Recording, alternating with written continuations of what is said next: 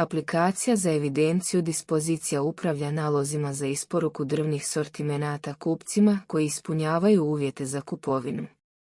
Ovisna je o aplikacijama primka i otprema drvnih sortimenata. Inicijalno dispozicije se prosljeđuju podružnicama, a unutar svake podružnice se dalje prosljeđuju na radilišta u određeni odjel. Kontrolu izdavanja dispozicija vrši komercijalna služba, a realizaciju dispozicija obavlja podružnica na koju je dispozicija izdana.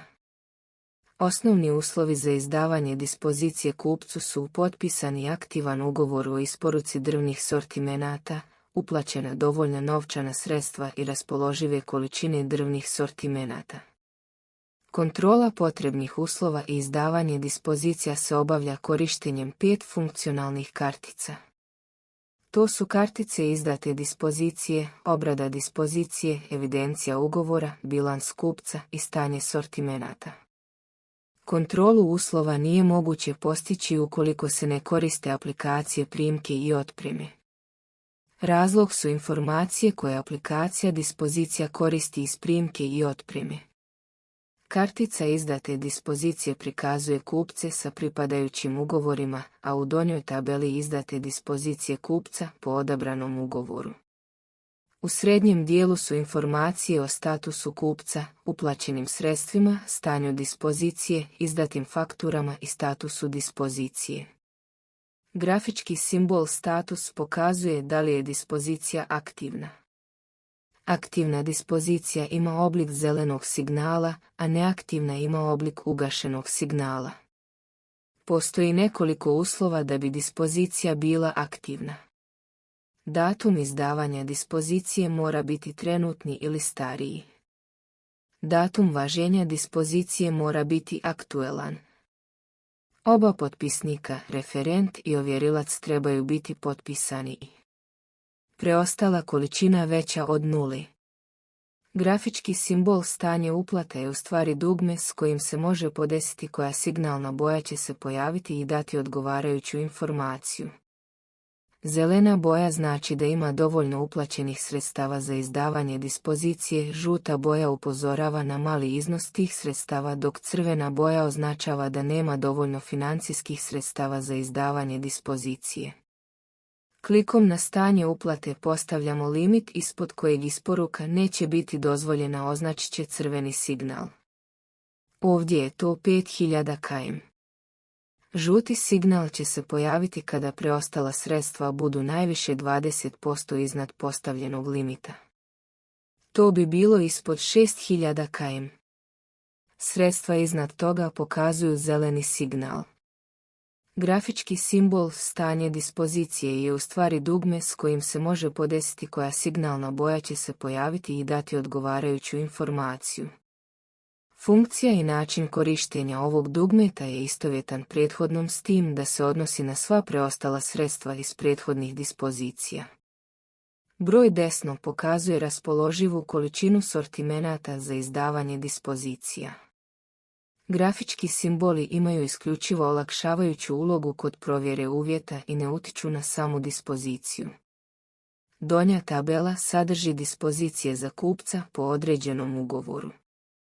U komandnoj liniji tabele su naredbe za upravljanje događajima, dugme za kreiranje nove dispozicije, dugme za zaključivanje dispozicije, dugme za prikaz izvještaja F, stanje dispozicija na nivou preduzeća, dugme za prikaz izvještaja KF, stanje dispozicija za kupca i dugme za prikaz izvještaja P, stanje dispozicija na nivou podružnice.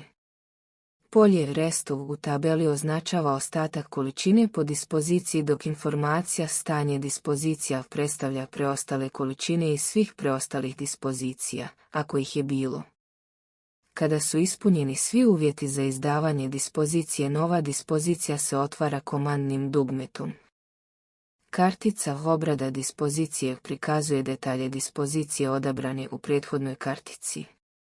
U gornjem dijelu je zaglavlje dispozicije sa osnovnim informacijama o dispoziciji, a u donjem dijelu su stavke dispozicije. Ovdje se vrši obrada svih podataka iz dispozicije, zaglavlja i stavki te ispis dispozicije u papirnom obliku. Signalna boja na komandnoj liniji pokazuje da li se radi o aktivnoj ili neaktivnoj dispoziciji. Ostalim komandama se upravlja svim postavkama na dispoziciji. Obrada dispozicije je moguća sve dok dugme odobrio nije označeno imenom osobe koja je odobrila dispoziciju. Obrada dispozicije podrazumijeva sljedeće radnje. Izbor vrste šume, visoka ili izdanačka. Izbor podružnice i prodavnice. Prodavnica je u stvari cjenik koji određuje cijenu sortimentima. Cjenik je predefinisan i ovdje se samo izabere. Izbor radilišta je u ovoj fazi obrade dispozicije obično prazno jer je ono u nadležnosti podružnica, osim ako se ne radi o licitiranoj prodaji kada je lokacija sortimenata poznata. U opciji izbora odjela odnosno radilišta vidjet ćemo sve odjele u kojima je vršena primka, odnosno odjele u kojima ima sortimenata za otpremu. Upisuje se broj dispozicije i provjerava radi prevencije upisa duplikata. Datum dispozicije automatski postavlja trenutni, ali se može promijeniti. Upisuje se datum i način plaćanja. Upisuje se rok i način isporuke. Sve izmjene je potrebno spremiti da bi bile izvršene. U donjoj tabeli se evidentira sadržaj dispozicije. Naredbe u komandnoj traci služe za ovu svrhu. Desna brojka u komandnoj traci označava preostalu količinu sortimenata dispozicije. Sljedeća kontrolna veličina je raspoloživa količina izabranog sortimenta koja se nalazi na raspolaganju. Dakle, ako nije limitirana količinom iz dispozicije, onda je ovo najveća količina koja se može upisati u dispoziciju. Raspoloživa količina sortimenta je iz primke za taj odjel umanjena za količine otpremljene po izvršenim i aktivnim dispozicijama.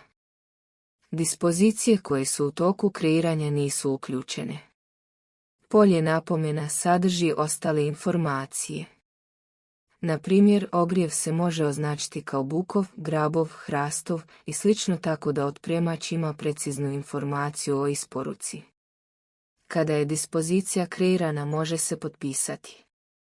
Postavlja se referent i odgovorna osoba za izdavanje dispozicije.